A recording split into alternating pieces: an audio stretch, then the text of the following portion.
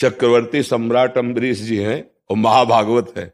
सुदर्शन चक्र उनकी सुरक्षा में रहता है, अंग रक्षा में भगवान का। और चक्रवर्ती सम्राट राजा होकर के संपूर्ण शासन करते हैं। 14 वर्ष भगवान श्री राम वनवास में है और भरत जी अयोध्या का राज्य संभाल रहे, चक्रवर्ती सम्राट पद का, और रात दिन भजन कर रहे हैं। अभी मतलब लाइन क्लियर नहीं अंदर। कर्तव्य का पालन करना और भगवान का स्मरण करना दोनों साथ साथ होते हैं। हाँ, अधर्म के द्वारा कमाया हुआ धन में रुचि नहीं होगी, लेकिन धर्म पूर्वक धन कमाना, परिवार का पोषण करना, अतिथि सेवा करना, समाज के कोई ऐसा दुखी, ऐसा अनाश्रित दिखाई दे उसकी सेवा करना, ये तो भजन वालों का स्वभाव होता है। ऐसा कैसे हो सकता है? उसमें मन ही नहीं लगता है। नहीं, मन को लगाना होगा। आज उसमें नहीं लगता, कल किसी और में लग जाएगा। मन की कोई अभी आप सिद्ध थोड़ी हो गए कि एक स्थिति हो गई। कबहू मन रंग तु रंग चढ़े, कबहू मन सोच करे धन का, कबहू मन नारी पियारी लगे, कबहू मन त्यागी चले बन का। क्या भरोसा इसका? यही स्थिति है महाराज से। नहीं तो हम आपको सुना रहे तो ये अनुभव के सुना रहे हैं। क्या भरोसा इसका? एक मन में वृत्ति आएगी, गंगा किनारे रहकर भीख मांग के खाएंगे, भजन करेंगे, समझ रहे हो? थोड़ी देर में वृत्ति आएगी संसार की। ये रंग बदलता रहता है गिरगिट की तरह, इसका विश्वास नहीं करना चाहिए।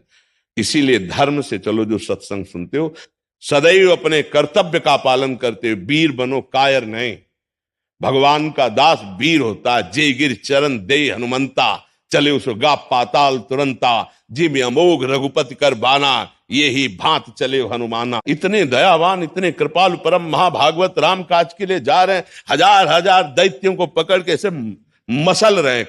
कछु मारेच कछु मर्देश, कछु मिलेश धरि धूरी, कछु पुर जाय पुकारे प्रभु मरकट बल भूरी। भगवान का दास कायर नहीं होता है। जो काम मिला तो राम काज कीन्हे बिन मोय कहां विश्राम। क्या ये राम काज नहीं? माता पिता की सेवा करना, राष्ट्र की सेवा करना, समाज की सेवा करना, ये कायरता नहीं होती भजन में। हम लोगों का तो जीवन ही वही है। तुम तो 2-4 माला करते होगे, ड्यूटी बाय ड्यूटी है कि हमारा शरीर, हमारा जीवन जब तक काम करेगा, जब तक श्वास चलेगी, समाज को देना, समाज में अपने जीवन को समर्पित कर देना। और इसका फल क्या होगा? सबके हृदय में विराजमान भगवान हमसे प्रसन्न हो जाएंगे। बस नाम जब चल रहा है, समाज की सेवा चल रही, माता पिता परिवार है ना, तो वो भगवान है, वो सेवा दी है। सेवा में प्रमादी होना, ऐसा तो हमने कभी भक्त को नहीं पाया, किसी भक्त को नहीं पाया। अब विचार करो, अगर आपका भजन करने से मन ऐसा उपदेश कर रहा है तो गलत कर रहा है। सेवा से बचने वाला मन कायर होता है। और देखो, जो ऐसा सोचकर बाबा जी भी बन जाए ना, तो इधर उधर खाएगा, मनमानी आचरण करेगा, बड़े उपद्रव करेगा, मन को संभाल नहीं सकता। मन को वही संभाल सकता है जो अपने कर्तव्य पे रोक। कर्तव्य पे रोकना सीखो, अपने धर्म पे चलना सीखो। अपने कर्तव्य का पालन नहीं करोगे तो कायर पुरुष कभी भगवान का भक्त नहीं हो सकता है। बात समझ लेना। रात दिन खून पसीना एक कर दो, चाहे फावड़ा चलाओ, चाहे माला चलाओ, जिसको जो कर्तव्य मिला है। मतलब हम लोग विरक्त भाव में तो रात दिन भजन, शास्त्र, स्वाध्याय, सबका मंगल, सबका आनंद, अपनी इंद्रियों को कंट्रोल, मन को कंट्रोल, तब परमार्थ पद में चला जाता है। ऐसा थोड़ी बाबागिरी का मतलब ये थोड़ी कि मौज मस्ती। अरे मौज मस्ती की तो बात जाने दो। यहाँ वो मस्ती ली जाती है जो माया रहित है। यहाँ सच्चिदानंद की मस्ती का आनंद होता है। ये थोड़ी बाबा जी बन गए ऐसे। जब तक फाइनल नहीं होता तब तक कभी स्वीकार नहीं करना चाहिए, ना उपदेश देना चाहिए, ना समाज के समुदाय को स्वीकार करना चाहिए। पहले भगवत साक्षात्कार, फिर आगे। तो अब जैसे निवृत्ति और प्रवृत्ति 2 मार्ग हैं। अब हमारा मार्ग ऐसे जाता है, आपका मार्ग जाता है कि धर्म के द्वारा धन कमाइए और अपने परिवार को भगवत स्वरूप मानकर सेवा कीजिए। और राधा राधा बोलिए, क्या जाता है आपको? आपको यज्ञ करने की जरूरत नहीं, आपको माला चलाने की जरूरत नहीं। जो जहां हो अपने कर्तव्य का पालन करते हैं, राधा राधा, और वो कर्तव्य प्रभु को सीधे गृहस्थी से भगवत प्राप्ति है। अब ये समझ नहीं पा रहे, हमारा मन नहीं लगता। जैसे एक आर्मी के पूरे 20-25 परिकर आए थे, उनमें से एक ने प्रश्न किया, तो अब यही निषेध किया, नहीं आपके लिए दया नहीं, जहां हमें दया दिखानी वहां दया दिखानी है। तुम्हारे आंसू नहीं आने चाहिए, तुम्हारे अंदर हर समय सावधान, क्योंकि तुम हमारे राष्ट्र की सुरक्षा में लगे हुए हो। दुश्मन पर अगर दया वृत्ति रही तो फिर ठीक नहीं है। हमारे अंदर चौकसी, देखो बताया नहीं, कोई समझ नहीं पाता भक्त का कैसा स्वभाव, परम करुणा में। तो हनुमान जी महाभक्त है ना, तो देखो दैत्यों को क्या कर रहे हैं, हजार हजार को लेके ऐसे मसल रहे हैं जैसे कोई स्नान के समय उपटन नहीं मर, ऐसे भक्त का स्वरूप। अब जैसे हम राष्ट्र सेवा में हैं, राधा राधा राधा राधा राधा, जो मिला जैसी परिस्थिति वैसे निर्वाह की, तिरंगे की रक्षा के लिए प्राणों को पुष्प की तरह समर्पित कर दिया। ये वह थोड़ी कि अब हमारा मन न लगे या हम ये नहीं वो नहीं, ये सब नहीं। हम जिस मार्ग में हैं हमें अपने कर्तव्य को देखना है। सदन जी यही काम करते थे और इतने बड़े महापुरुष थे। काम कितना घृणित, क्योंकि अपने कुल परंपरागत कर रहे और नाम जप, अपने बूढ़े माता पिता की सेवा, तो सारा ज्ञान उनके अंदर था। बड़े महान भगत जिनका चरित्र लिखा हुआ है। हम लोग समझें, रविदास जी, रैदास जी महाराज अपना ही कार्य करते थे और इतना सिद्ध उनका कठौते का जल था। उन्हीं का यह सूत्र है, मन चंगा तो कठौती में गंगा। बस नाम चल रहा है और अपना कार्य कर रहे हैं। हम लोग इन महापुरुषों के चरित्रों से शिक्षा लें, हम अपने कर्तव्य का पालन करें। देखो, जब आप अपने कर्तव्य का पालन नहीं करोगे तभी आप अशांत होगे, तभी आप चिंतित होगे, तभी आप भयभीत होगे। जिसको जो पद मिला है, जिसको जो कार्य, कोई किसान है, कोई व्यापारी है, कोई राजकीय विभाग में है, अपने अपने धर्म का पालन करे। और धर्म का पालन करने में दो बाधा पहुंचाते हैं, एक प्रलोभन और एक भय। इन्हीं में प्रयास कोई निकल पाता नहीं तो गिर जाता है। प्रलोभन, आप इतना रुपए ले लीजिए, आप ये काम कर दीजिए, आपको पता है कि अधर्म है फिर भी आप ऐसा कर रहे हैं, तो आप गिर गए अपने कर्तव्य से।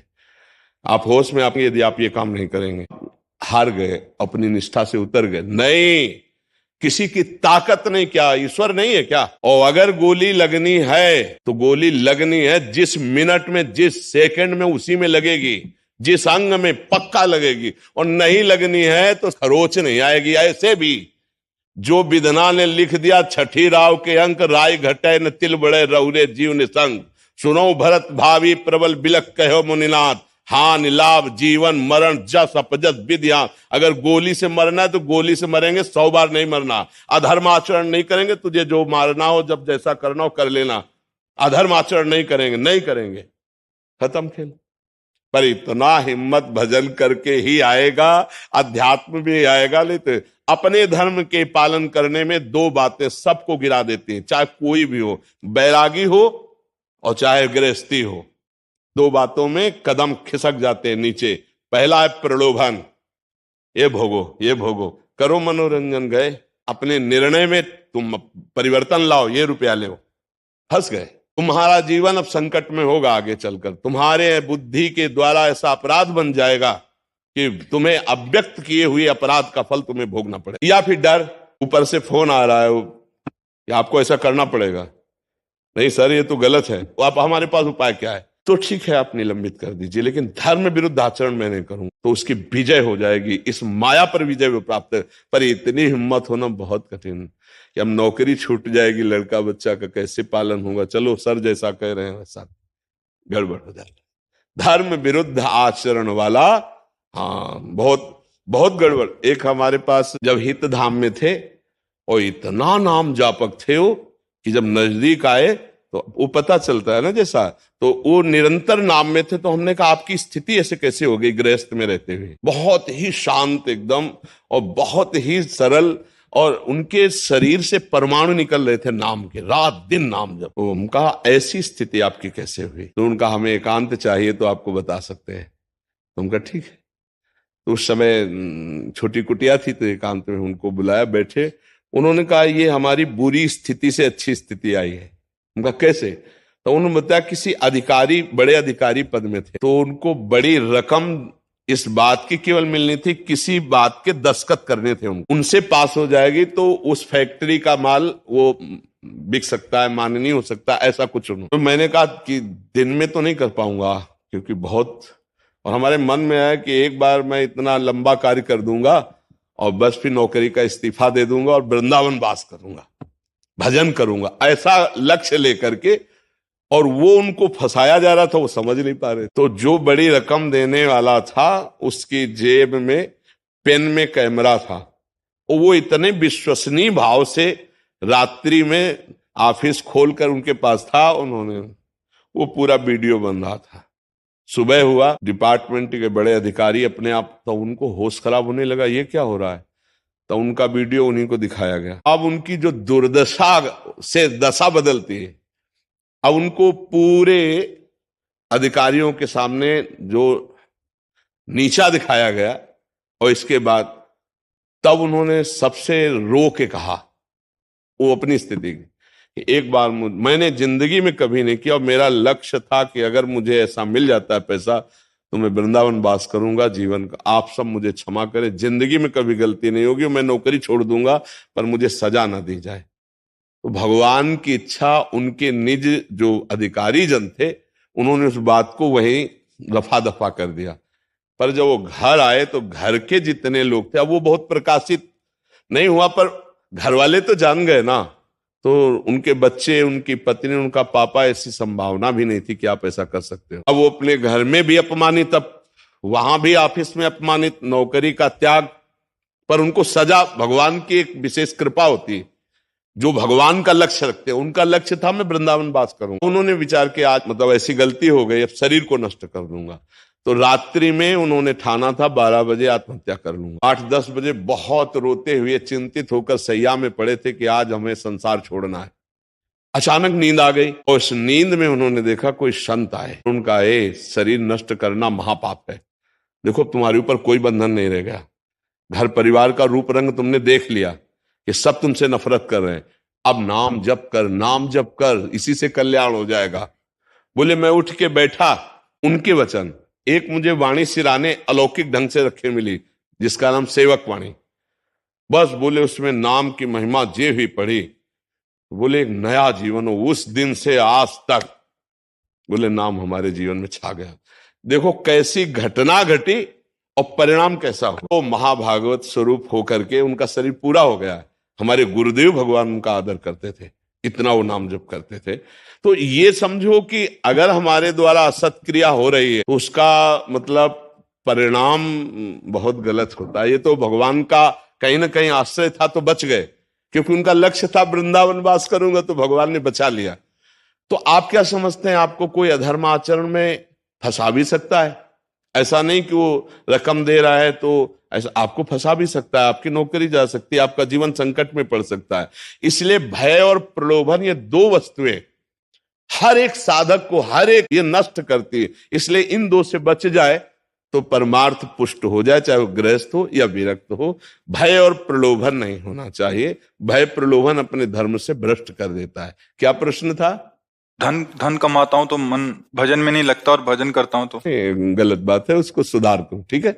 हाँ, इसको मन को ऐसा सपोर्ट ना करो। परमार्थ में बहुत सावधानी से चले। हम सबसे प्रार्थना करते हैं कि भय और प्रलोभन को स्थान मत देना, अपने धर्म में रहना, अपने कर्तव्य का पालन करना, तो जीवन प्रकाश में हो जाएगा। नहीं तो बहुत हानि हो जाती है, इसमें बहुत हानि हो जाती है। मतलब कई तरह से हानि हो जाती है, उसको कैसे हम व्यक्त करें? कई तरह। कुछ नहीं होगा तो आप अपने आप को जलाओगे, आप चिंता भय शोक से भयभीत रहोगे, आपके अंदर एक अशांति जागृत हो जाएगी जो आपको चैन नहीं लेने देगी। और धर्म से चलोगे तो एक हृदय में शीतलता रहेगी, एक निर्भयता रहेगी, भगवान का भरोसा रहेगा। इसलिए देखो कहीं ना कहीं आप पर भगवान की कृपा है, आप यहाँ सत्संग में आए हैं, तो हमारी प्रार्थना मान लीजिए, भय या प्रलोभन से कभी धर्म का त्याग न कीजिए। कोई ऐसा आचरण अपने से न बन जाए कि जीवन में हम उसका प्रायश्चित न कर पाए। कोई ऐसी गलती न बन जाए कि हमारा हृदय हम ही को ग्लानि से भर दे, हम ही को जला दे। रुपया कोई महत्व नहीं रखता है, धर्म महत्व रखता है। धर्म से चलोगे, माना कि आपके पास नमक रोटी खाने को, लेकिन बहुत चैन से सोओगे, बहुत व्यवस्था या धर्म से कर लोगे तो घर में ही कलह खड़ी हो जाएगी, आपका चित्त ही अशांत हो जाएगा। आप देख लेना परिणाम में। इसलिए हमारी प्रार्थना, धर्म से चलिए, भय और प्रलोभन में मत फंसिए और नाम जप करते रहिए, तो गृहस्थ में रहते हुए भी आपको भगवान की कृपा प्राप्त हो जाएगी।